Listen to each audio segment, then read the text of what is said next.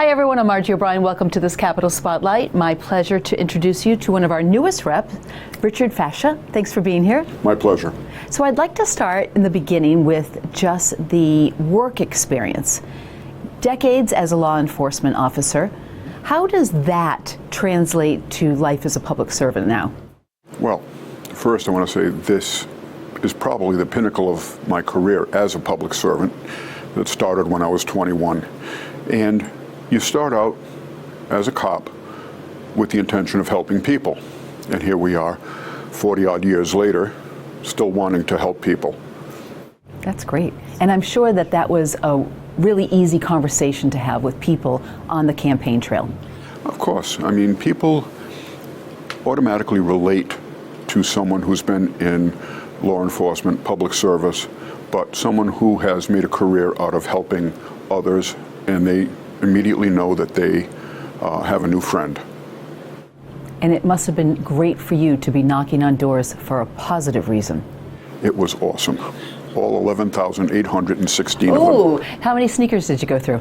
Only one pair, but I blew out a knee too, so the knee doesn't really count as part of the job. And what were you hearing from people? People are concerned about their taxes. People are concerned about the future of education in the towns and also in the city of Cranston. And, they wonder about what that future holds for their children and grandchildren. And what do you say? I'm going to do everything I can to make that as stable as possible, to make that as palatable as possible, and make it as inexpensive as possible. And of course, you can say, look, I was a parent too. I sent my kids to public school. I know what you're thinking. I know your concerns, that kind of thing. Very relatable.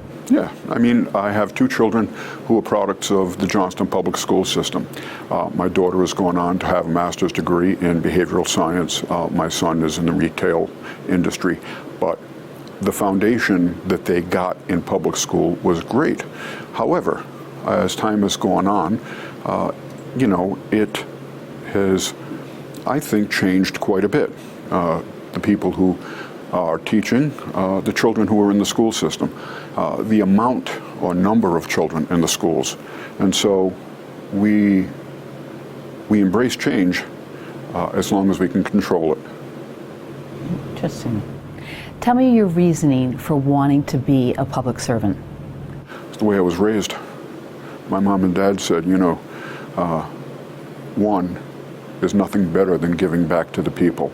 Two, if you can get a job where you can do that, where you can make a reasonable paycheck, well, that's not so bad either.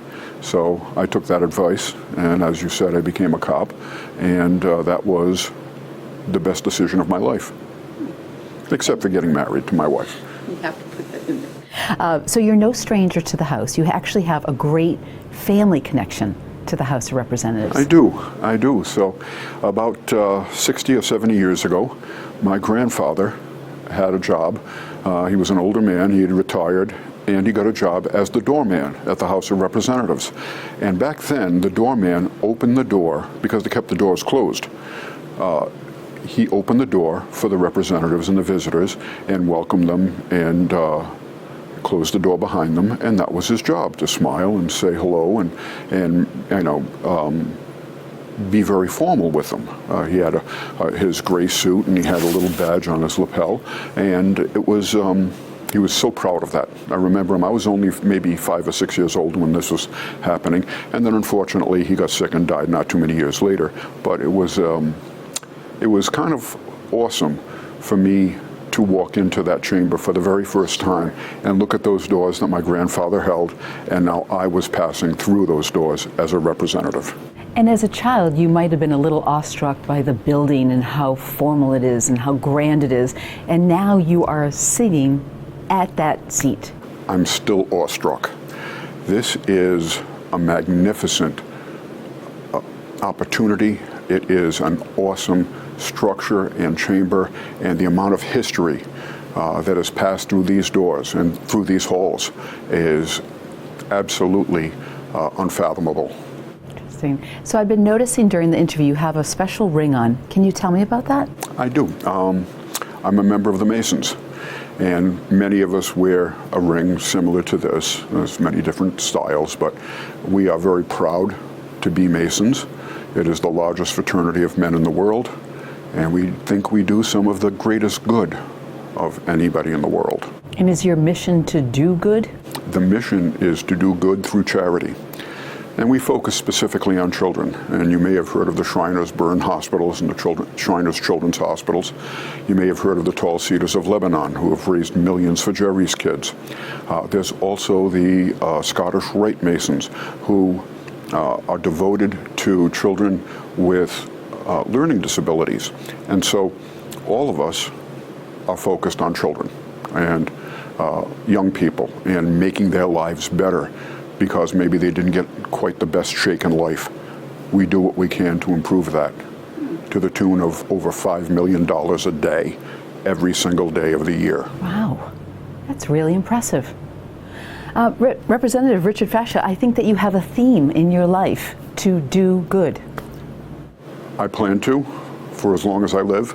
I hope to be doing good for others, and this is just another vehicle to do that.